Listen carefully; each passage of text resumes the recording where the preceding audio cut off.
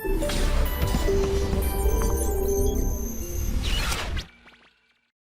बच्चों और बेटा लोग कैसे हो।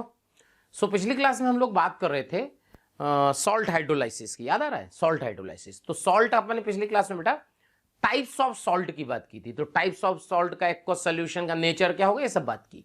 अब हम लोग बात करते हैं पहला हाइड्रोलाइसिस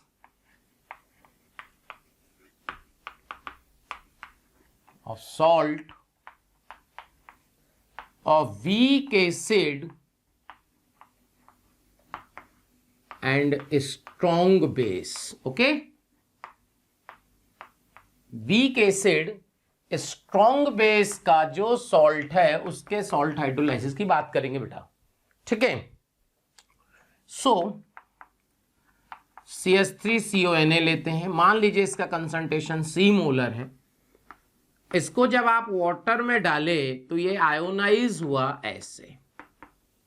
तो ये पहले तो बेटा 0 था, क्योंकि सॉल्ट है तो ये 100% आयोनाइज हो जाता है। ये देखो, clear.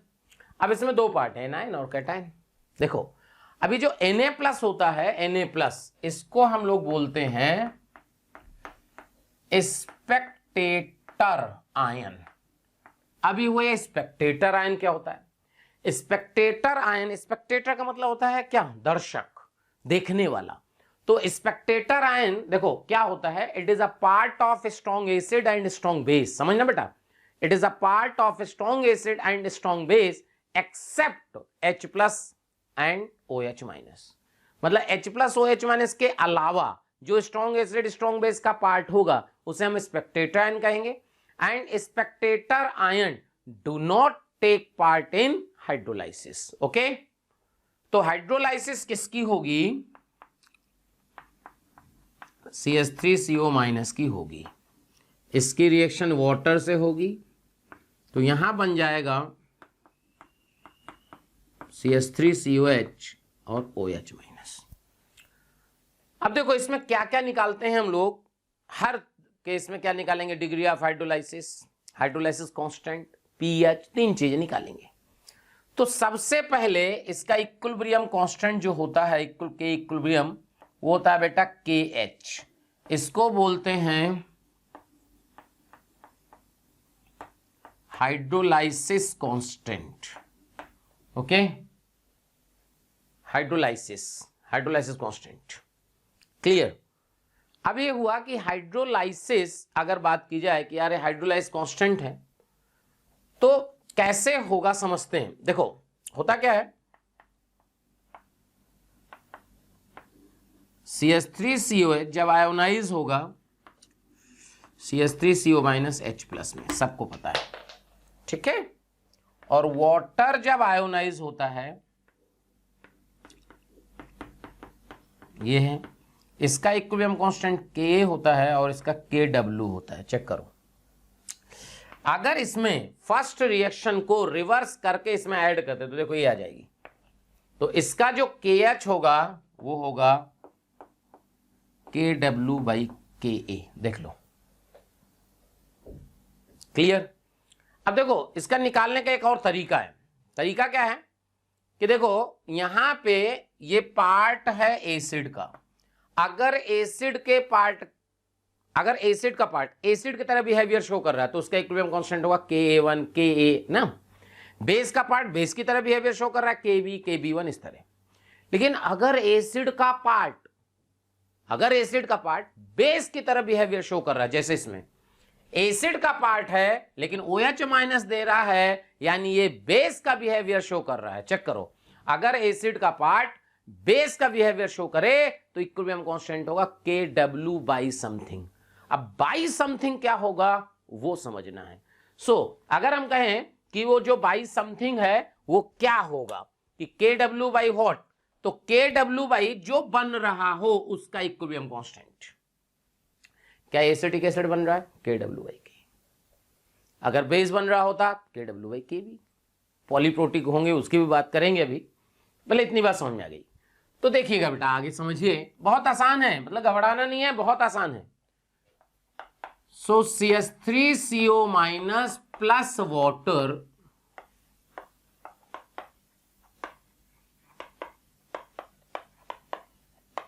CH3CO H plus OH minus C, यहां से X निकला, X बना। चेक करो बेटा, इसमें डिग्री ऑफ हाइड्रोलाइसिस जो होगा वो होगा X/C, और इसी को H लिखते हैं। देखो तो KW/Ka का वैल्यू आप लिख सकते हो X²/C माइनस X, इस तरह भी लिख सकते हो, या आप चाहो तो आप ऐसे भी लिख सकते हो KW/K, X की जगह देखो CH लिख सकते हैं, तो ये आ जाएगा CH²/1 माइनस H, वही C∝²/1 माइनस अल्फा, सेम है। तो यहां से अगर इफ H का वैल्यू लेस देन 1 हो तो ये निगलेक्ट हो जाएगा, और यहां से H का वैल्यू आ जाएगा KW/, ये देखो ये आ गया डिग्री ऑफ हाइड्रोलाइसिस। चेक करो, समझ में आया? डिग्री ऑफ हाइड्रोलाइसिस क्लियर हुआ बेटा? डिग्री ऑफ हाइड्रोलाइसिस निकालना आया कि भाई H ऐसे आएगा, लेकिन ये फॉर्मूला तभी वैलिड है जब H का वैल्यू 1 के रेस्पेक्ट में नेग्लिजिबल हो। अच्छा, ये कैसे पता चलेगा कि H का वैल्यू 1 के रेस्पेक्ट में नेग्लिजिबल है कि नहीं? भाई K इक्विलिब्रियम बाई C, तो यहां जो K इक्विलिब्रियम है वो KW/K है, KW/K/C चेक कर लो, अगर अपनी रेंज में हो तो निगलेक्ट कर दो। ठीक है बेटा? अब देखो यहां से जो OH माइनस कंसंट्रेशन है वो है आपका CH, ये देखो ओके। X यहां से लिखोगे, X लिख दोगे तो डायरेक्ट आ जाएगा, और यहां से अगर X की जगह CH रख रहे हैं ना, देखो तो यहां से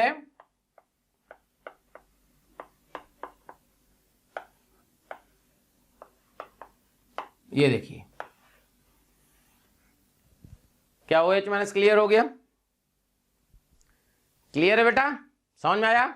अब देखो यहां से देखो KW को आप क्या लिख सकते हैं? H plus into OH minus, ये देखो तो यहां से OH माइनस का वैल्यू आ जाएगा KW/H प्लस, ये देखो तो यहां अगर रख दें KW/H plus equal to CKW/Ka का अंडर रूट, चेक करो तो यहां से H प्लस का वैल्यू आ जाएगा KW/Ka/C का अंडर रूट। चेक करो बेटा, क्लियर? अगर इसमें अपन लॉग ले लें सो लॉग H प्लस का value equal to 1/2 log KW plus log Ka minus log C, ये चेक करो, माइनस से मल्टीप्लाई कर लो, minus log of H plus equal to half minus log of KW minus log of Ka plus log C। Check करो बेटा, सो यहां हो गया, ये हो गया pH का वैल्यू हाफ, ये हो गया pKW, ये हो गया pKa, ये हो गया log C। ये देखो ये आ गया pH का फॉर्मूला। बट ये फॉर्मूला ध्यान रखिएगा ये तभी वैलिड है जब H निग्लेजिबल है 1 के रेस्पेक्ट में। क्लियर? तो ये अगर आपके पास वीक एसिड स्ट्रॉन्ग बेस का सॉल्ट है तो आप pH का फॉर्मूला डायरेक्ट लगा सकते हो। क्या भाई बात समझ में आ रही है? देख लीजिए, डायरेक्ट फॉर्मूला लगा दीजिए, आंसर आ जाएगा। So hydrolysis of salt of weak base strong acid like ammonium chloride. सबसे पहले जब इसको आप वाटर में डालोगे तो ये NH4 प्लस Cl माइनस में ब्रेक करेगा, इसका कंसंट्रेशन C मोलर, ये पहले 0 रहा होगा और ये 0 ये C मोलर। ओके बेटा? और ये जो Cl माइनस है it is a Spectator ion. याद है ना, स्ट्रॉन्ग एसिड का पार्ट है, Cl का पार्ट है, इसकी कोई हाइड्रोलाइसिस नहीं होगी, यानी हाइड्रोलाइसिस होगी NH4 प्लस की, ये वाटर से रिएक्ट करेगा और बनाएगा NH4OH प्लस H प्लस। अब देखो, it is a part of base, याद करो ये पार्ट ऑफ बेस है ना, it is a part of base and behaves as an acid. इसका मतलब इसका जो K इक्विलिब्रियम होगा उसी का नाम होगा KH and it is equal to KW by KB, इसका KB याद आया। सिमिलर, अब C बाकी सब same, 1 minus H CH CH। So KW by KB का वैल्यू आया CH square by 1 minus H। Check करो बेटा, and if H is less than 1 minus H 1, तो यहां से देखिएगा H का वैल्यू आया KW by KB into C का अंडर रूट, ये देखो, और H प्लस कंसंट्रेशन आएगा CH, जिससे CKW बाई KB का अंडर रूट, ये देखिए क्लियर। यहां से अगर हम H प्लस को KW बाई OH माइनस लिख दें, अब बोलो कि PH निकालना था, ये क्यों लिखे, अभी बता रहे हैं, CKW बाई KB का अंडर रूट, तो यहां से बेटा OH माइनस कंसंट्रेशन आ जाएगा CKW KB बाई C का अंडर रूट। वही सिमिलर लॉग लेंगे, माइनस से मल्टीप्लाई करेंगे, तो यहां जो POH का फॉर्मूला आएगा वो आएगा 1/2 PKW plus PKB plus log C, ये देखिए। अच्छा, इसलिए हमने OH लिखा है क्योंकि फॉर्मूला बिल्कुल सिमिलर आ जाते हैं, ये देखो, एक में PH है एक में POH है। बस याद क्या रखना है कि कब फॉर्मूला PH का लगाना है कब POH का लगाना है, सिंपल सा तरीका है। अगर एसिड के पार्ट की हाइड्रोलाइसिस हो रही है तो PH लिख दो, और बेस के पार्ट की हाइड्रोलाइसिस हो रही है तो POH लिख दो, देख लो, ठीक। 2 हो गए बेटा।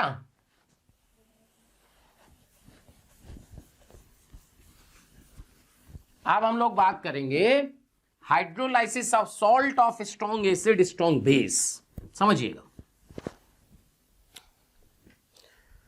Hydrolysis of salt, hydrolysis of salt of strong acid and strong base. देखो, स्ट्रॉन्ग एसिड स्ट्रॉन्ग बेस के सॉल्ट की हाइड्रोलाइसिस कराना है, लाइक NaCl, तो NaCl जब वाटर में गया तो क्या Na प्लस Cl माइनस में टूट गया, ठीक है बेटा। ये दोनों जो है, दोनों both are spectator ion, both are spectator ion. अगर ये दोनों स्पेक्टेटर आयन हैं, इसका मतलब इसकी किसी की भी हाइड्रोलाइसिस नहीं होगी, क्योंकि स्पेक्टेटर आयन की हाइड्रोलाइसिस नहीं होती। तो जब स्पेक्टेटर आयन की हाइड्रोलाइसिस नहीं होती, इसका मतलब pH ऑफ NaCl जो आएगा equal to pH of water आएगा। चेक करो, at 27 degree centigrade pH of water, check करो, 25 लिख दो, एक ही बात है, 25 degree centigrade pH of water equal to 7, this is equal to pH of NaCl। Check करो, क्या ये बात समझ में आ रही है, चेक कर लो, क्लियर। सो जो है ये समझ में आ गया कि अगर कभी इस तरह क्वेश्चन आए कि 4 ऑप्शन दिए हो और किस सॉल्ट की हाइड्रोलाइसिस नहीं होगी, तो सीधा सा तरीका है, सॉल्ट होना चाहिए स्ट्रॉन्ग एसिड स्ट्रॉन्ग बेस का। क्लियर है बेटा। अब हम लोग बात करेंगे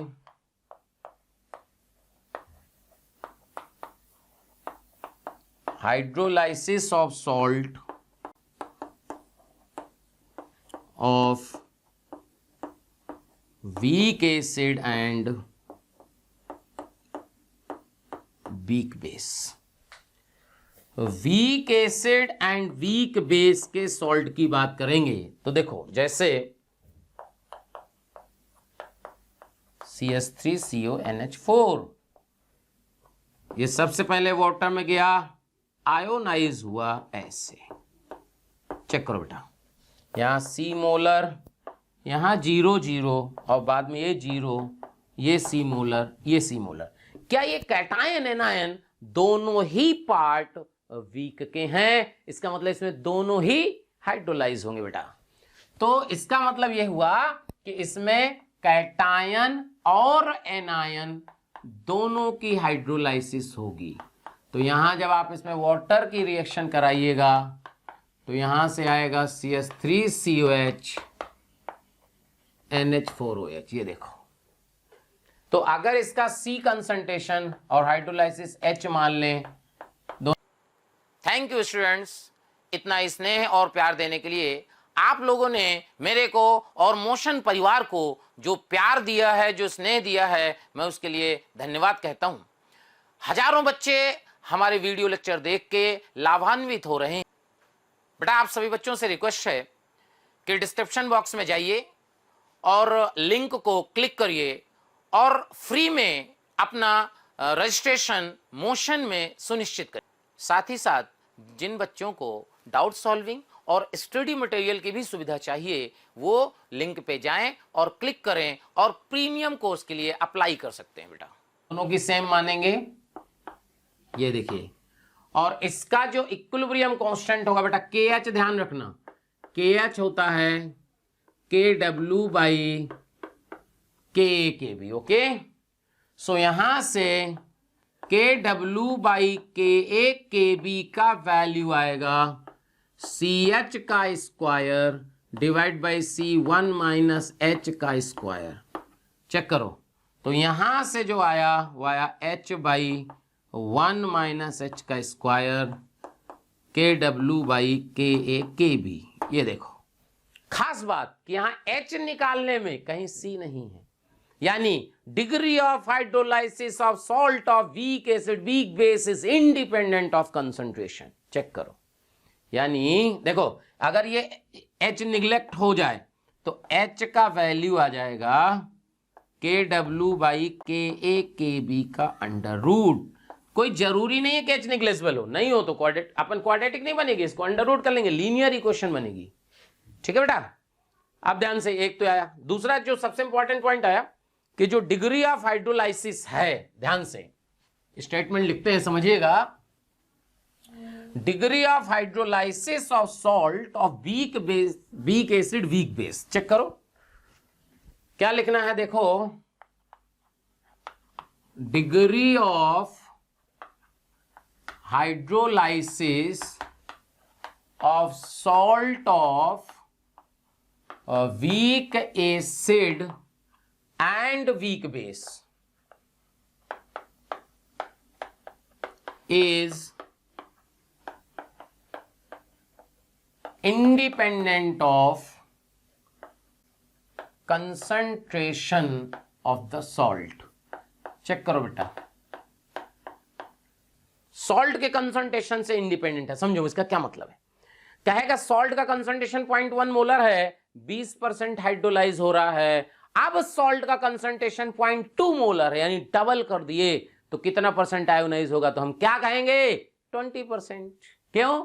क्योंकि degree of hydrolysis of salt of weak acid weak base is independent of concentration. बहुत इंपॉर्टेंट कॉन्सेप्ट है बेटा, देख लीजिए।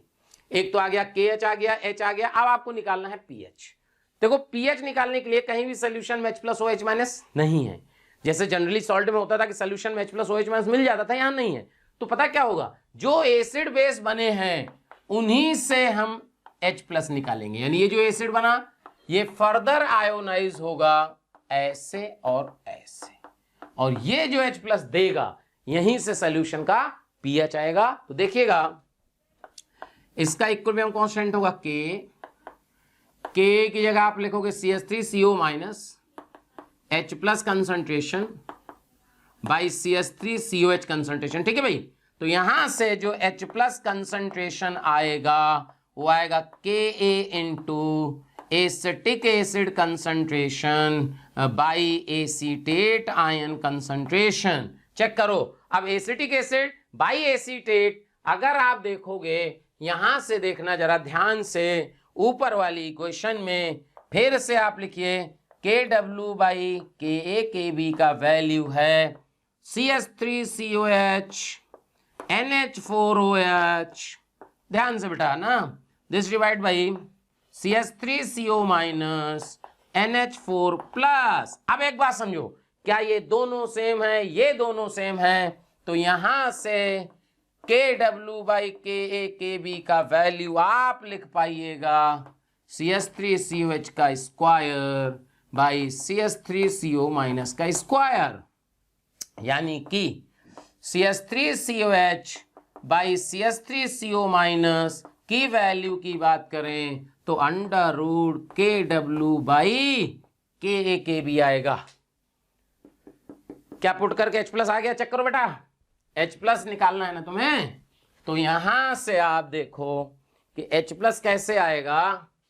सो H प्लस का वैल्यू आया, चेक करो, के ए इंटू अंडर रूट के डब्ल्यू बाई के ए के बी, यानी H प्लस का वैल्यू आया के डब्ल्यू के ए बाई के बी का अंडर रूट, ये आया आपको H प्लस का value.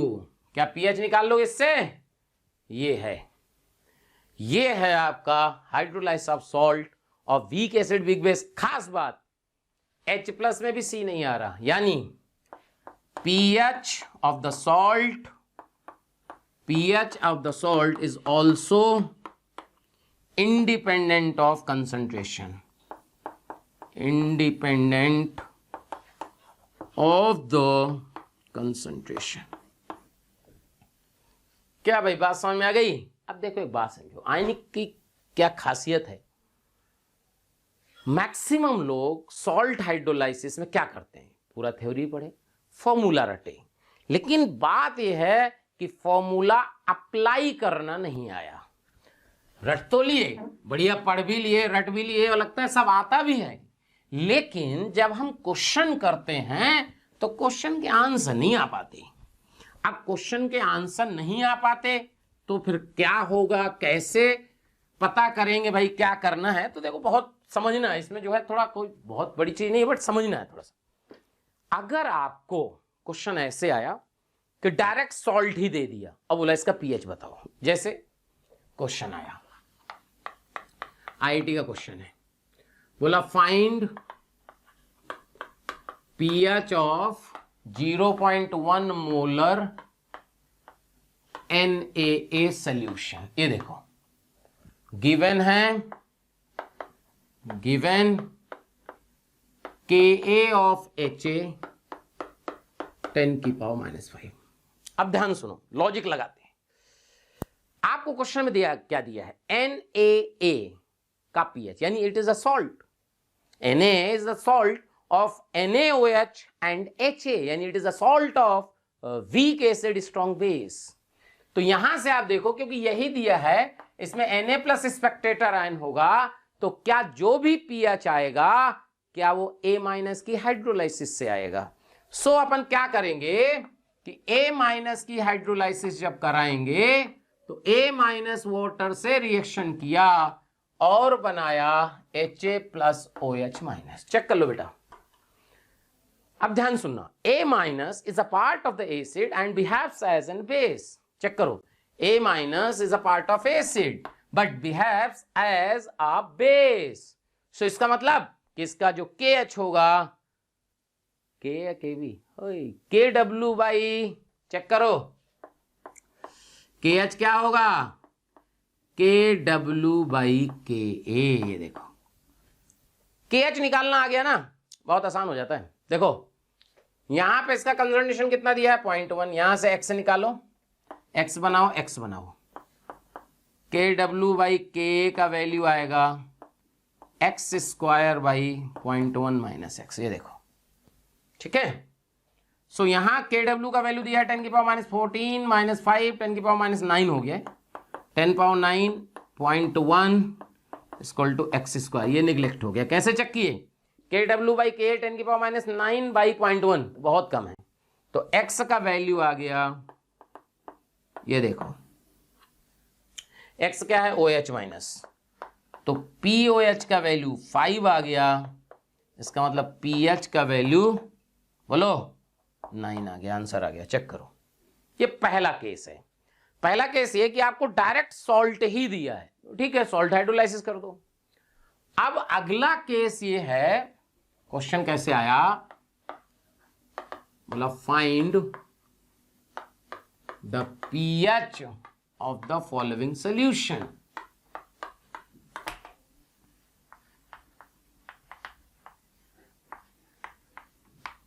pH of the following solution, solution क्या है समझिए, 300 ml 0.2 molar NaOH plus 600 ml 0.1 molar acetic acid. ये देखो, ये है एसिटिक एसिड और NaOH को मिला दिया गया है और रिजल्टिंग सॉल्यूशन का pH की बात की गई है। गिवन है कि ये सब गिवन होता है, इसको रटना नहीं है बेटा ना, ये सब पता होता है, ये दिया है तुम्हारे को मान लो। तो देखो सबसे पहले क्या होगा कि जो एसिड है वो बेस के साथ रिएक्शन करेगा और बनाएगा CH3CONA प्लस वाटर। चेक करो बेटा, यहां देखो इसके मिलीमोल्स 600 इंटू 0.1, इसके 60 मिलीमोल्स हैं, चेक करना, और इसके 300 इंटू 0.2, इसके भी 60 मिलीमोल्स हैं। चेक करो बेटा, यानी क्या ये दोनों ही खत्म हो गए और इस सॉल्ट के 60 मिलीमोल्स बच गए, बन गए। बोलो, यानी अब हमने कहा कि अब सॉल्ट का कंसंट्रेशन निकालिए, तो 60 डिवाइड बाई 900, 900 क्यों, 300 600 टोटल वॉल्यूम। चेक करो बेटा, तो यहां से ये आ गया, चेक करो, ठीक है, तो यहां से आ जाएगा 1/15 मोलर। चेक करो, ये आ गया सॉल्ट का कंसंट्रेशन, यानी अब अपने पास सॉल्ट ही है, तो सॉल्ट ही है तो सॉल्ट हाइड्रोलाइसिस कर देंगे। सॉल्ट हाइड्रोलाइसिस कर देंगे तो इसकी हाइड्रोलाइसिस होगी। क्या जब इसकी हाइड्रोलाइसिस करेंगे तो समझिए क्या अपने को CH3CO माइनस और OH माइनस मिल जाएगा। चेक कर लो, 1/15 माइनस x इक्विलिब्रियम कांस्टेंट होगा KW/K।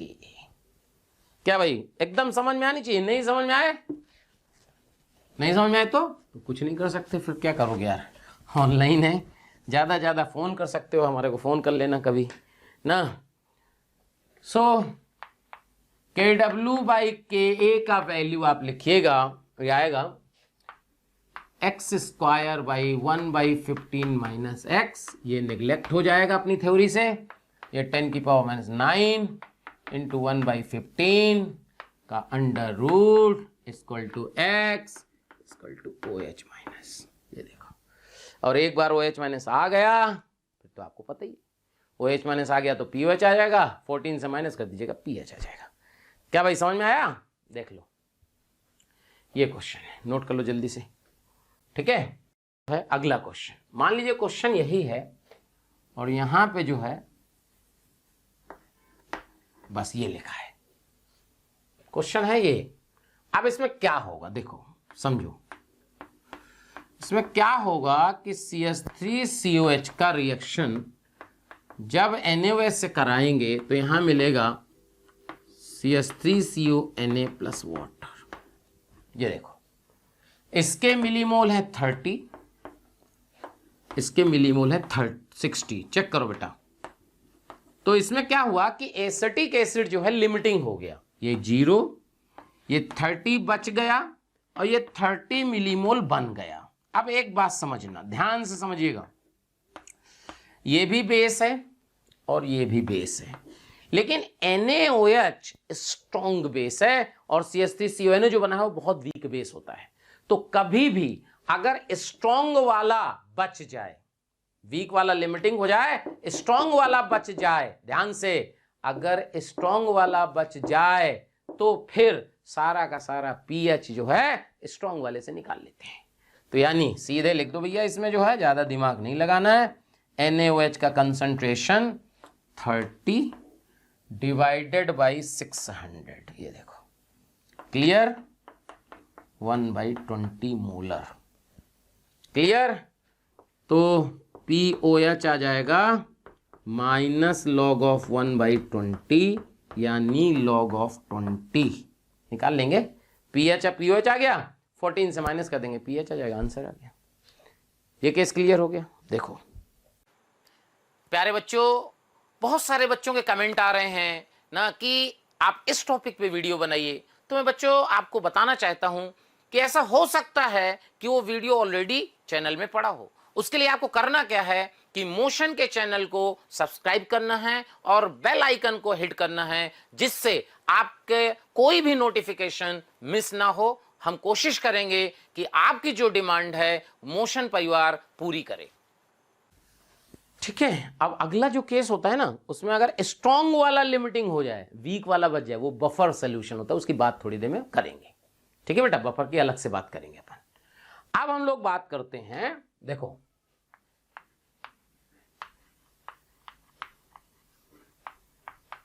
Hydrolysis of पॉलीआयंस, hydrolysis of पॉलीआयंस। अब ये पॉलीआयंस का क्या मतलब है? देखो इसका मतलब है कि जैसे देखो बोला, क्वेश्चन आया फाइंड, क्वेश्चन से ही बात करते हैं, पीएच ऑफ 0.1 मोलर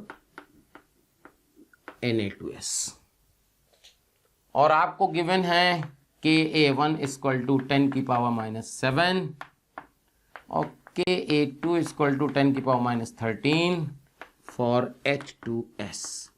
देखो Na2S में Na प्लस तो बेटा स्पेक्टेटर आयन है, यानी जो भी हाइड्रोलाइसिस हो रही है S-2 की हो रही है। पॉलीआयंस का मतलब जिसमें एक से ज्यादा चार्ज हो, यहां आयंस का मतलब नहीं है, ध्यान रखना। तो यहां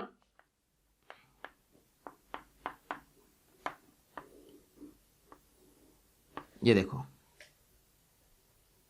चेक करो, S-2 का रिएक्शन वाटर से हुआ, तो सबसे पहले K1 K2 दिया ना बेटा, एक H लेगा, HS माइनस OH माइनस, फिर जो HS माइनस है फिर वाटर से रिएक्शन करेगा और बना देगा H2S OH माइनस। ये देखिए, पूरा समझना। अब इसमें होता क्या है, देखो सबसे इंपॉर्टेंट जो है ना वो है आयन इक्विलिब्रियम कांस्टेंट, यानी के इक्विलिब्रियम। देखो यहां पे है एसिड का पार्ट, बिहेवियर बेस की तरह है, इसका मतलब इक्विलिब्रियम कांस्टेंट होगा KW/। अब क्योंकि बाई में लफड़ा है, K1 K2, भाई K1 K2 किससे डिवाइड करें, तो सिंपल, जो बन रहा है उसका कांस्टेंट HS माइनस, इसका इक्विलिब्रियम कांस्टेंट क्या होगा अगर एसिड की तरह बिहेवियर शो करेगा, K2, तो KW/Ka2, अब इसका होगा KW/Ka1। ये देखो H2S का K1 होगा ना, सिंपल है।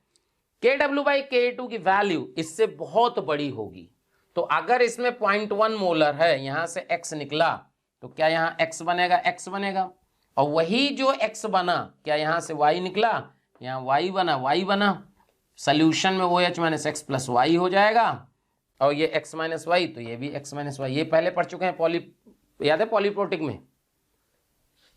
सो ध्यान से, अब क्या होगा, देखो क्या है कि KW/Ka2 का वैल्यू बहुत बड़ा है KW/Ka1 से, यानी X का वैल्यू बड़ा होगा Y से। ये देखो चेक करो बेटा, सो KW/Ka2 का वैल्यू देखो कैसे लिखोगे, X minus y, X plus y by 0.1 minus X, ये खत्म, ये खत्म, ये आ गया X square by 0.1 minus X। अब KW/Ka2, K2 10⁻⁻13, KW आ गया 10⁻⁻1, ये देखो अब 10 की पावर -1 बाई 0.1 चेक करो, ये तो 10 हो गया। इसका मतलब इसमें x निग्लेजिबल नहीं है। यहां से बेटा आप क्वाड्रेटिक बनाइएगा और क्वाड्रेटिक बना के x सॉल्व होगा। चेक करो, आप सॉल्व करना पड़ेगा इसको। इसमें हम क्या करेंगे, क्वाड्रेटिक बनाएंगे और क्वाड्रेटिक बना के आपको क्या सॉल्व करना पड़ेगा, x का वैल्यू। तो यहां से x आएगा और y के लिए kw/k1 का वैल्यू देखो लिखना, y into x plus y by x minus y. देखना ये खत्म, ये खत्म, फिर ये भी खत्म। लो y का वैल्यू आ गया kw/ka1। क्या y आ गया? तो जो H प्लस आ जाएगा, ये OH माइनस, जो OH माइनस आएगा वो आएगा x plus y, this is equal to x। यहां से x सॉल्व होगा, PH आएगा, 14 में माइनस कर देंगे, PH आ जाएगा। समझ में आया? देख लो, बहुत आसान से क्वेश्चन होते हैं, बहुत कोई इसमें बहुत तीरंदाजी काम नहीं है। तो अब हम लोग पढ़ेंगे pH of amphoteric salt. Amphoteric salt, अब हुआ क्या यार, ये क्या है? देखो एम्फोटेरिक को ही एम्फीप्रोटिक भी बोलते हैं, मतलब जो प्रोटॉन ले और जो प्रोटॉन दे उसे एम्फोटेरिक बोलते हैं। ठीक है, तो सबसे इंपॉर्टेंट चीज क्या है कि इसको पहचानना कि यार इसमें एम्फोटेरिक है कि नहीं है। तो देखो जैसे कुछ एग्जाम्पल बात करते हैं, जैसे सोडियम बाइकार्बोनेट। अगर हम सोडियम बाइकार्बोनेट की बात करें, बात समझो, तो सोडियम बाइकार्बोनेट में क्या है, ये H प्लस ले भी सकता है, H प्लस दे भी सकता है। तो अपन ने कहा कि जैसे NaCO3 है तो ये H ले भी सकता है, दे भी सकता है। देखो क्या होगा, जो सॉल्ट होगा उसमें अगर आप Na प्लस या इस तरह का पॉजिटिव हटाओगे तो निगेटिव बनेगा। तो जो निगेटिव बनेगा वो H प्लस ले तो सकता है हमेशा, बस आपको ये ध्यान रखना है कि ये H प्लस दे भी सकता है कि नहीं। अगर इसने H प्लस दे भी दिया तो एम्फोटेरिक हो गया। अभी हुआ क्या, ये कैसे पता चलेगा? तो थोड़ा सा आइडिया आपको एसिड बेस का होना चाहिए। जैसे मान लो HCO3 माइनस है, अब आपको देखना है कि यार H दे सकता है कि नहीं, तो H प्लस हटा के देख लो, क्या बना, CO3 माइनस 2 कार्बोनेट आयन होता है, इसका मतलब दे रहा होगा। ठीक है, जैसे NaHS, ये देखो NaHS में क्या होगा, HS माइनस, H प्लस लेगा H2S, और जब H प्लस देगा तो S माइनस 2 सल्फाइड आयन होता है, तुम्हें पता ही है। ठीक है, बहुत सारे मिल जाएंगे। मान लो Na2HPO4, ये देखो भाई HPO4 माइनस 2 है तो ये H एक और भी दे सकता है, ले भी सकता है। जैसे और देखो Na2HPO3, ये देखो ये एम्फोटेरिक नहीं है। क्यों नहीं है चेक करो, क्योंकि बेसिकली इसका जो एसिड है ना H3PO3 होता है। H3PO3 जो होता है बेटा phosphorus acid, dibasic acid, 2 ही H दे सकता है, तो ये ऑलरेडी 2 H दे चुका है, अब ये H नहीं देगा। क्लियर? और देखो बहुत सारे एग्जाम्पल बना सकते हैं हम। देखो सैलिसिलिक एसिड का सॉल्ट, ये देखो यहां से H प्लस लेगा, यहां से देगा, तो ये बहुत सारे एम्फोटेरिक सॉल्ट हैं। क्लियर? अब एम्फोटेरिक सॉल्ट का पीएच देखो, पीएच इसमें तो क्या होता है, डायरेक्ट फॉर्मूला है। अगर आप फॉर्मूला याद कर लो आंसर आ जाएगा। डिराइव नहीं करते हैं, डायरेक्ट फॉर्मूला लिख देते हैं। तो इसका फॉर्मूला जो होता है, पीएच का वैल्यू होता है 1/2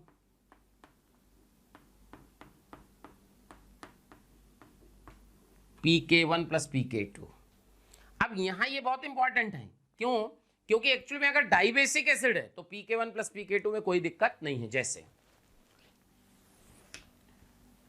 जैसे आप pH ऑफ 0.1 मोलर NaHS, तो NaHS में K1 K2 ही होंगे, H2S है भाई, तो इसका डायरेक्ट pH का फॉर्मूला आप लिख पाइएगा 1/2 pK1 प्लस pK2। ये देखो डायरेक्ट फॉर्मूला है। लेकिन अगर मान लीजिए pH ऑफ 0.1 मोलर Na2HPO4 आया, अब ध्यान समझना, फॉर्मूला लिखना है, एक बार फॉर्मूला लिखना आ गया आंसर आ जाए, कोई भी आ जाए। Na2HPO4, ये तो यार इसमें H3PO4 का सॉल्ट है, H3PO4 का सॉल्ट है तो PK1, PK2, PK3 तीन होते हैं। तो ध्यान से इसका फॉर्मूला लिखने का तरीका क्या है, pH = 1/2, ये तो रहेगा ही।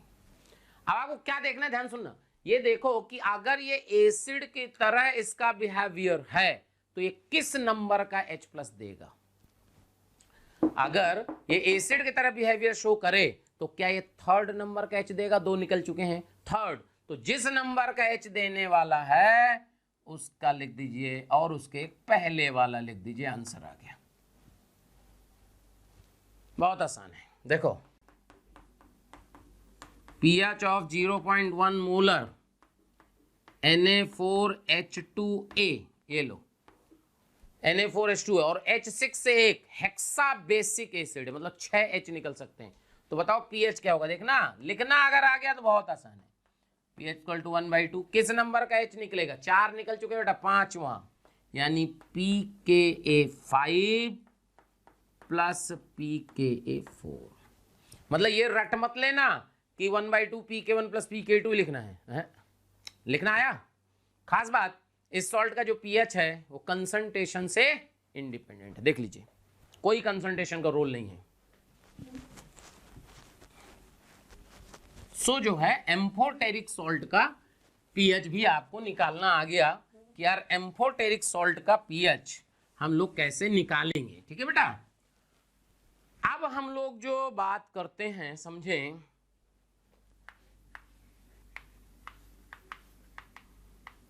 बफर सॉल्यूशन की। बफर सॉल्यूशन, अब ये हुआ कि बफर सॉल्यूशन क्या है। सिंपल, एक ऐसा सॉल्यूशन, ध्यान सुनना अच्छे से, एक ऐसा सॉल्यूशन जिसमें अगर हम स्मॉल अमाउंट में स्ट्रॉन्ग एसिड या स्ट्रॉन्ग बेस मिला दें और सॉल्यूशन का pH चेंज ना हो, उसे बफर सॉल्यूशन बोलते हैं। यानी बफर सॉल्यूशन क्या है, the solution which resist in change in pH when a small amount of strong acid or strong base is added। Clear है बेटा, ये है बफर सॉल्यूशन, समझ में आ रहा होगा ना। अब बफर सॉल्यूशन क्या होता है, कई तरह का होता है, acidic buffer, basic buffer, neutral buffer. So पहला आता है आपका एसिडिक बफर।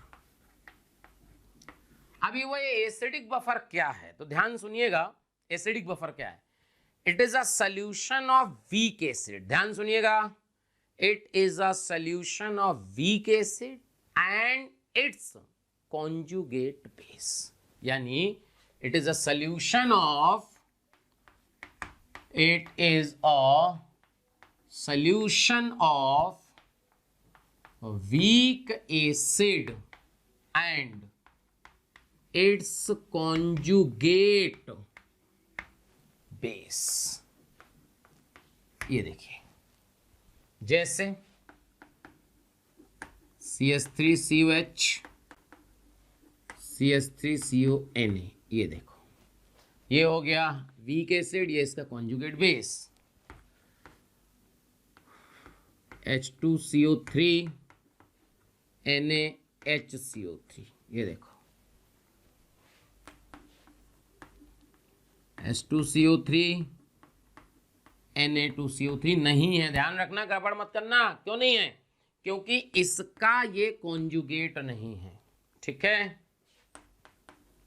HCl NaCl ये बफर नहीं है क्योंकि ये स्ट्रॉन्ग एसिड है। देखो H3PO4 NaH2PO4 ये बफर है, लेकिन H3PO4 Na2HPO4 ये बफर नहीं है क्योंकि उसका कॉन्जुगेट नहीं है। अच्छा, बफर सॉल्यूशन की एक और खास बात होती है, बफर सॉल्यूशन एक ऐसा सॉल्यूशन है जिसमें एसिड बेस एक साथ एग्जिस्ट करते हैं।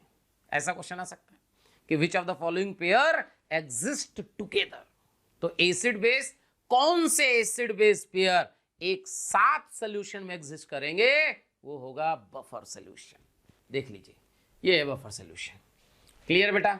अच्छा, एसिडिक बफर का कभी कभी आता है कि एसिडिक बफर का पीएच क्या 7 से हमेशा कम होगा ना, कोई गारंटी नहीं है। पीएच ऑफ एसिडिक बफर देखना,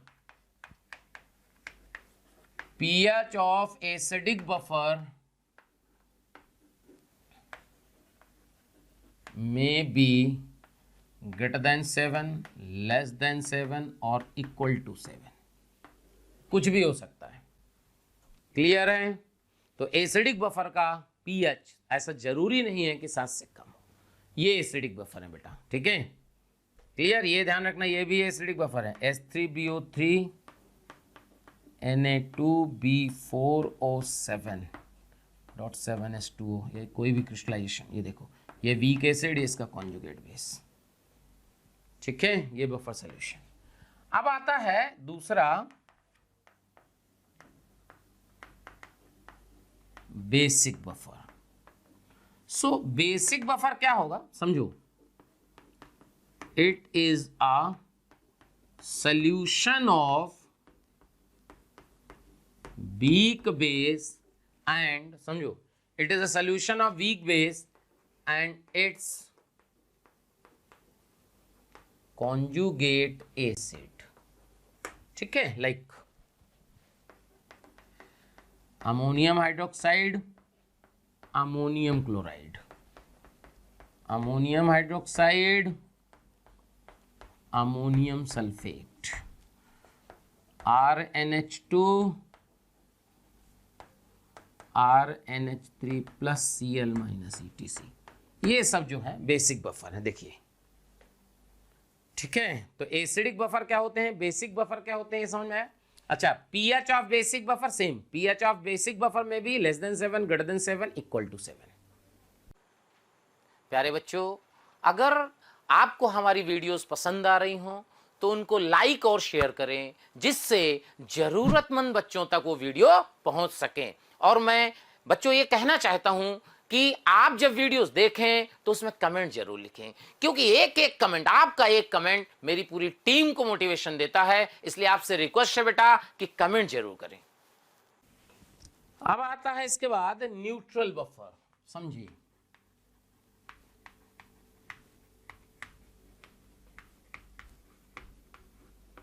न्यूट्रल बफर, न्यूट्रल बफर क्या होता है?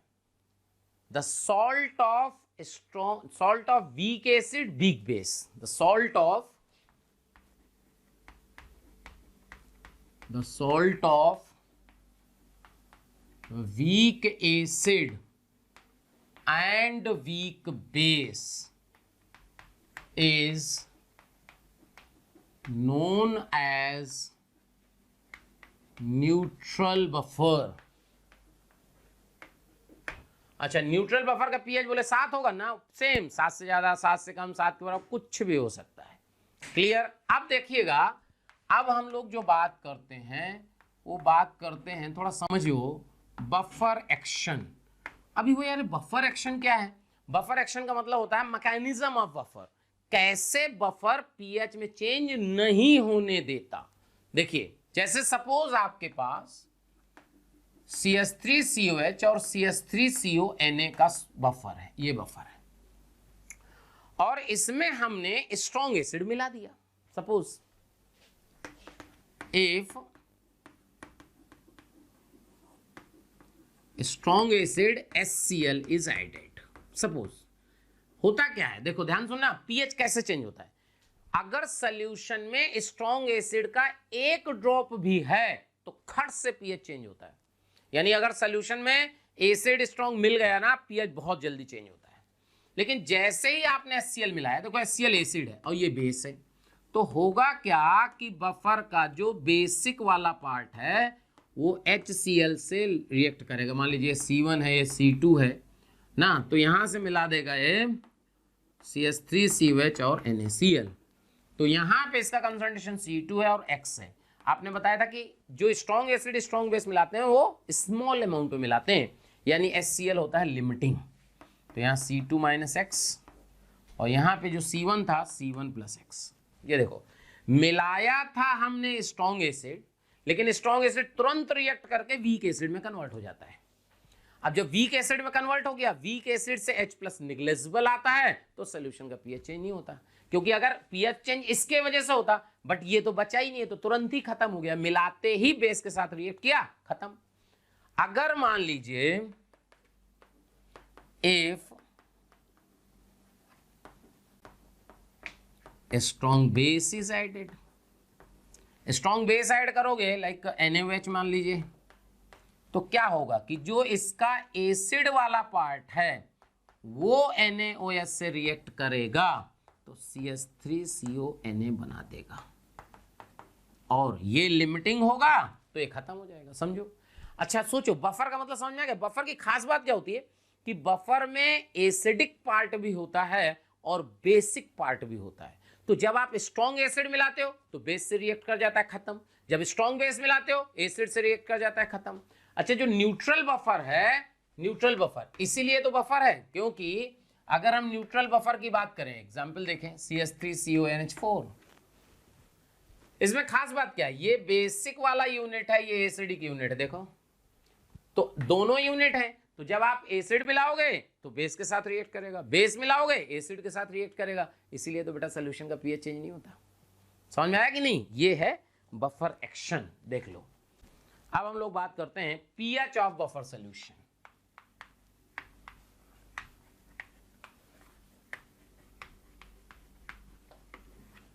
पीएच ऑफ बफर सोल्यूशन, देखिए पीएच ऑफ बफर सोल्यूशन की बात करें तो लाइक एसिडिक बफर की ही बात कर लेते हैं पहले। CH3CONa, इसका कंसंट्रेशन C1, इसका C2। देखो इसका जो K है, K इक्वल टू मान लो दिया है 1.8 इंटू 10⁻⁵, K एसिटिक एसिड का, ओके बेटा। तो इसका इक्विलिब्रियम कांस्टेंट ये है और इसका इक्विलिब्रियम कांस्टेंट होगा KW/K। तो Ka है 10⁻⁵ के ऑर्डर का और उसका है KW/K 10⁻⁹ के ऑर्डर का। तो जो रिएक्शन होगी ना, ध्यान देना, वो यही आयोनाइज होगा, CH3CO- H+, ये देखो C1 - X, और ये C2 पहले से पड़ा था, ये देखो। तो इसका इक्विलिब्रियम कांस्टेंट है Ka का वैल्यू लिखोगे X + C2 into X/C1 - X, ये देखो। तो ये क्या होगा बेटा, ये निग्लेजिबल होगा, तो यहाँ X का मतलब H+ ना, तो H+ कंसंट्रेशन आ जाएगा Ka इंटू C1/C2, ये देखो। क्लियर? अब अपन क्या करेंगे, लॉग ले लेते हैं। लॉग H+ का वैल्यू आप लिखोगे log of Ka plus log of C1/C2 minus log of H+ लिख दीजिए, equal to minus log of Ka minus log of C1/C2। तो यहां से हो जाएगा pH इक्वल टू हो गया pKa plus log C2/C1। Check करो, पलट दिए ना बेटा। सो pH का वैल्यू आएगा pKa प्लस लॉग, देखो C2 का मतलब सॉल्ट का कंसंट्रेशन बाई एसिड का कंसंट्रेशन, ये देखो, ये देखो, ये है आपका एसिडिक बफर के पीएच का फॉर्मूला, याद रख लेना है। क्लियर? अगर फॉर बेसिक बफर देखेंगे सेम ही कॉन्सेप्ट है। फॉर बेसिक बफर बस फर्क देखना, उसमें लिखेंगे POH equal to PKB plus log salt by base, बस ये फर्क आएगा बेसिक बफर के POH में। और एक बार pH आ जाएगा 14 से माइनस कर देंगे, pH आ गया। देखो ये है आपका pH ऑफ बफर सॉल्यूशन। अब देखो एग्जैक्टली में क्या होता है, क्वेश्चन में क्या होता है कि फॉर्मूले तो लोगों को याद हो जाते हैं, लेकिन यही नहीं समझ पाते कि यार बफर बना या नहीं बना। बफर बनना, समझना कि बफर बन गया, ये बहुत इंपॉर्टेंट है। सो हम लोग अब पढ़ने वाले हैं formation of buffer solution. Formation of buffer solution देखो कैसे, मान लीजिए आपके पास कोई वीक एसिड है, उसमें आपने स्ट्रॉन्ग बेस मिलाया, तो यहां से बना CH3CONA प्लस वाटर। ध्यान से सुनना, in acid base reaction, if the strong acid or strong base is the limiting reagent, then buffer solution will be formed. कैसे? मान लीजिए इसका C1 कंसंट्रेशन है, इसका X है, और ये आ गया लिमिटिंग स्ट्रॉन्ग वाला 0, तो क्या यहां से ये बचेगा और यहां ये बन जाएगा। चेक करो, तो क्या आपके पास एसिड भी है और उसका कॉन्जुगेट भी है। ये है बफर सॉल्यूशन की कहानी। समझ में आया कि अगर स्ट्रॉन्ग वाला पार्ट लिमिटिंग हो जाएगा तो हमेशा बफर बनेगा। ठीक, जैसे और देखो, मान लीजिए आपके पास पहले CH3CONA था और उसमें हमने HCl मिला दिया। देखो, जब HCl मिलाओगे तो रिएक्शन होगी CH3COH NaCl। अगर ये लिमिटिंग रिएजेंट हो जाए, सोचो अगर ये लिमिटिंग रिएजेंट, तो ये खत्म, क्या ये बचेगा और ये बनेगा। ये देखो बफर बन गया। बोलो, अगर अपन, और देखो, अगर अपन CH3CONA में NaOH मिला दें, कुछ नहीं होगा। क्यों? ये भी बेस, ये भी बेस, नो रिएक्शन। क्या समझ में आया? बफर सॉल्यूशन समझ में आया बेटा कैसे बनना है? ये देखिए, मतलब ध्यान रखना है बफर सॉल्यूशन कैसे बनना है। जैसे क्वेश्चन आया, देखो क्वेश्चन क्या आया, बोला find the pH of the following solution.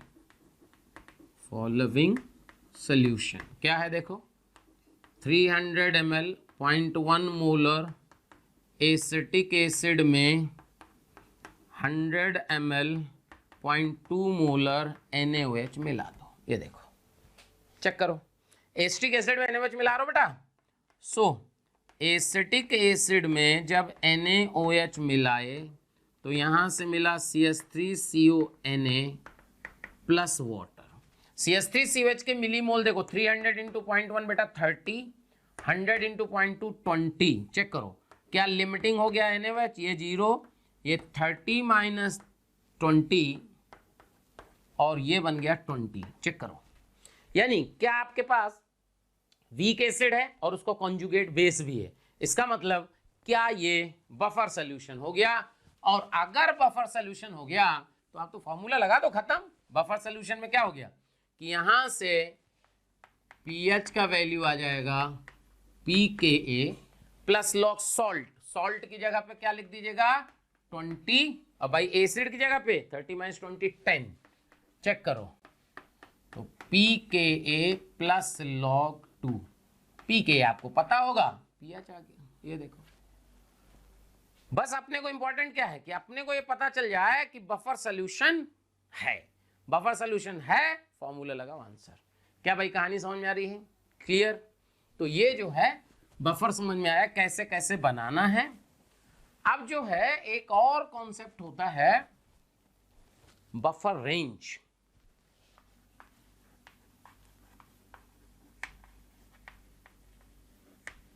Buffer range, अगर बफर रेंज की बात की जाए कि बफर रेंज क्या है, तो होता क्या है कि हम लोगों के मन में ऐसा विचार आता है कि कभी भी वीक एसिड होगा और उसका कॉन्जुगेट बेस होगा तो बफर है। ऐसा होता तो है जनरली, बट अगर कोई पीछे ही पड़ जाए तो क्वेश्चन गलत करा सकता है। कैसे? क्योंकि बफर बेसिकली हमारे जो बफर है वो ये नहीं है कि वीक एसिड है उसका कॉन्जुगेट बेस है तो बफर हो गया। बफर का बेसिक डिफिनीशन जो है वो ये है कि अगर आप स्मॉल अमाउंट में स्ट्रॉन्ग एसिड स्ट्रॉन्ग बेस मिलाते हो और सोल्यूशन का पीएच चेंज नहीं होता तो बफर है बेटा। तो होता क्या है, देखो, फॉर बफर सोल्यूशन, ध्यान से सुनिएगा, फॉर बफर सोल्यूशन जो सॉल्ट बाई एसिड का रेंज है ना 1/10 और 10 के बीच में होना चाहिए।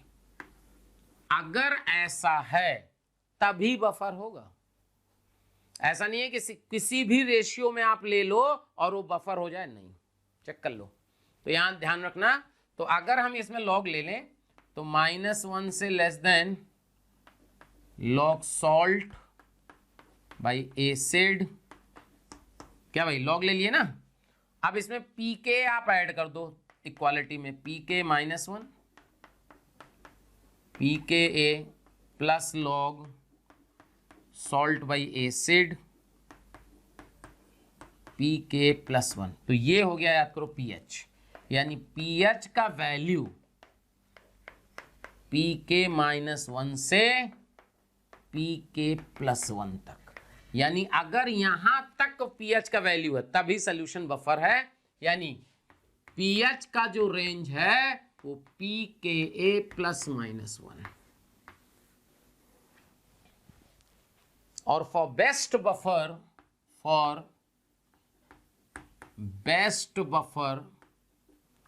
pH का वैल्यू होता है pKa। ये है for best buffer. Best buffer में pH का वैल्यू pKa के बराबर होता है। क्लियर? यानी बेस्ट बफर से 1 यूनिट कम हो सकता है, 1 यूनिट बढ़ सकता है, बस यहीं तक बफर है। इसके ऊपर अगर चेंज आता है तो फिर वो सोल्यूशन बफर सोल्यूशन नहीं रह जाता। क्लियर है बेटा? अब इसके बाद जो है एक बात और समझें, एक कॉन्सेप्ट और है, वो है बफर कैपेसिटी। बफर कैपेसिटी समझो होती ही क्या है भाई, कैपेसिटी है।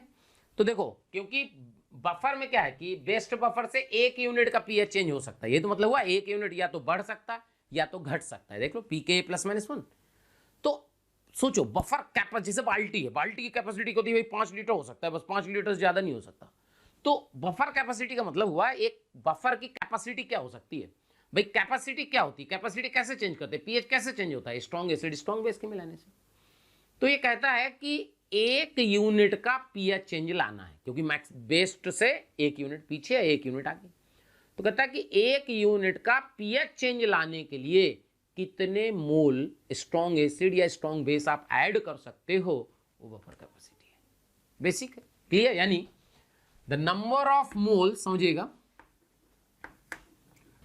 The number of moles of strong acid और स्ट्रॉन्ग बेस, समझना बेटा, number of moles of strong acid और strong base added per litre buffer, 1 litre buffer में, okay, added per litre buffer to obtain an unit change in pH is known as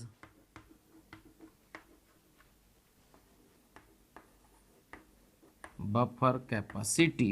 check कर लो बेटा, ये है कहानी। क्लियर? देखो, buffer capacity की बात की जाए, बफर कैपेसिटी क्या, it is equal to number of moles of strong acid or strong base added per liter buffer divided by change in pH। ये देखो, चेंज इन पीएच से डिवाइड कर दिए तो बफर आ गया। देखो बफर कैपेसिटी 1 यूनिट आ गया, 1 यूनिट में कितना मोल मिलाना पड़ेगा, 1 यूनिट पीएच चेंज मिलाना। समझ में आया बेटा? ये है बफर कैपेसिटी की डिफिनीशन और फॉर्मूला। क्लियर भाई? तो बफर कैपेसिटी आपको समझ में आ गई भाई, बफर कैपेसिटी कैसे निकालना है। तो भाई बफर सोल्यूशन, बफर के बारे में बातें समझ में आ गई, acidic buffer, basic buffer, neutral buffer, buffer capacity, buffer range, ये आपको बाकी क्लियर हो गया। बफर एक्शन, कैसे कोई सोल्यूशन बफर की तरह वर्क करता है, क्यों करता है, ये सारी कहानी आपको क्लियर हो गई ना। बफर में जो क्वेश्चन आता है ना, वो अधिकतर क्वेश्चन आता है कि कौन सा बफर बनाएगा। आईआईटी एडवांस में 2-3 बार क्वेश्चन पूछा जा चुका है कि ये सोल्यूशन है, कौन कौन सा बफर बनाएगा।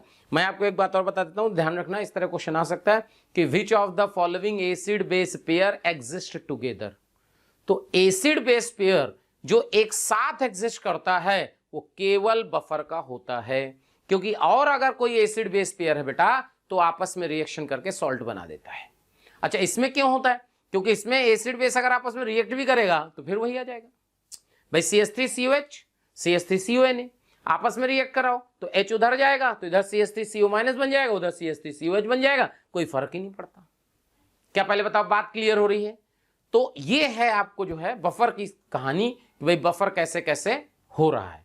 हमारी समझ में आपको बातें क्लियर हो गई होंगी कि भाई कैसे कैसे बफर सोल्यूशन हो रहा है रिएक्शन। तो इसका मतलब देखो एक बात समझो, अगर रिएक्शन की बात करें कि मान लीजिए सपोज एसिड है, एसिटिक एसिड है और NaOH है, कोई भी एसिड बेस रिएक्शन है, इससे जो है सॉल्ट बन रहा है, तो इसमें क्या क्या केसेस बन सकते हैं? ध्यान से सुनना, ध्यान से। अगर ये और ये दोनों ही खत्म हो जाएं, सोच के देखो, दोनों ही खत्म, दोनों कब खत्म होंगे बेटा? जब दोनों के मिलीमोल सेम होंगे।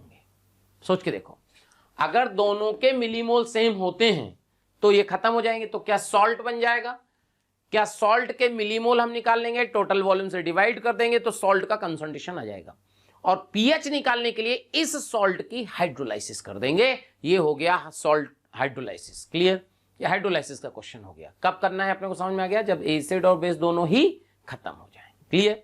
दूसरा, अगर ये लिमिटिंग हो जाए, यानी वीक वाला लिमिटिंग हो गया, week acid weak base limiting हो गया, अगर बेटा ये लिमिटिंग हो जाए तो फिर हम कहेंगे कि सारा का सारा पीएच पीओएच स्ट्रॉन्ग से निकाल लो, ये आंसर आ गया। और अगला पार्ट बनता है कि अगर स्ट्रॉन्ग वाला लिमिटिंग हो जाए तो क्या होगा? तो बन जाएगा बफर सॉल्यूशन, और बफर सॉल्यूशन का फॉर्मूला लगाइए और पीएच निकाल लीजिए। क्या सारे केस क्लियर हो गए बेटा कि कैसे कैसे हम लोग निकालते हैं? एम्फोटेरिक का अलग आपको फॉर्मूला बता दिए कैसे कैसे होता है। क्लियर? ये सारी कहानी ये वाली पार्ट की क्लियर हो गई। अब जो आयनिक का दूसरा पार्ट होता है, ये तो फर्स्ट पार्ट था आयनिक का बेटा, आयनिक का जो सेकेंड पार्ट होता है वो है हेट्रोजीनियस इक्विलिब्रियम टाइप ना, सॉल्युबिलिटी प्रोडक्ट। उसमें हम लोग बात करेंगे कि सॉल्युबिलिटी क्या होती है, कैसे होती है। तो देखो सॉल्युबिलिटी प्रोडक्ट, KSP नाम सुने होंगे थोड़ा मोड़ा, उसमें थोड़ा बात कर लेता हूं 2-4 मिनट। क्या होता है कि सोल्यूशन मतलब types of solution on the basis of solubility ना, types of solution on the basis of solubility कैसे करते हैं तो थोड़ा मोड़ा आप जानते होंगे, 10th में पढ़ाया जाता है सब चीजें ना। सैचुरेटेड सोल्यूशन, सैचुरेटेड सोल्यूशन क्या होता है? अगर ऐसा सोल्यूशन जिसकी जो सॉल्युबिलिटी होनी थी हो गई, अब आप सल्यूट और मिला रहे हो, जब सल्यूट और मिला रहे हो अगर उसकी सॉल्यूट मिलाने से सॉल्युबिलिटी चेंज ना हो तो उसे बोलते हैं सैचुरेटेड सोल्यूशन। यानी at a given temperature if the solubility of salt remains constant during the addition of solute then it is known as saturated solution. अब होता है अनसैचुरेटेड सोल्यूशन। अनसैचुरेटेड सोल्यूशन का मतलब होता है कि बेटा बाहर से आप सॉल्ट मिलाइए और सॉल्युबिलिटी बढ़ जाए तो उसको अनसैचुरेटेड बोलते हैं। तीसरा होता है कि आपके पास सोल्यूशन है, उसमें बाहर सॉल्ट मिलाइए और प्रेसिपिटेशन और स्टार्ट हो जाए, उसको बोलते हैं सुपर सैचुरेटेड सोल्यूशन। पूछता कोई नहीं है लेकिन आपको इंफॉर्मेशन होगी तो ठीक रहेगा। तो saturated solution, unsaturated solution, super saturated solution, ये क्लियर हो गया बेटा। ठीक है, क्या होगा समझ में आ गया?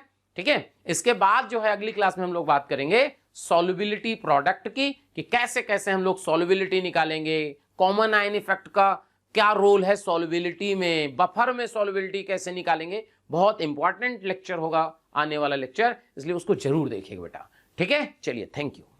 प्यारे बच्चों, अगर आपको मेरे वीडियो पसंद आ रहे हैं और आप मुझसे पढ़ना चाहते हैं तो मैं अभी आपको एक नंबर दे रहा हूं, उस पर आज ही कॉल करें जिससे आने वाले वीडियो आपको मिल जाएं और आप उससे लाभान्वित हों। नंबर लिख लीजिए 18002121 799।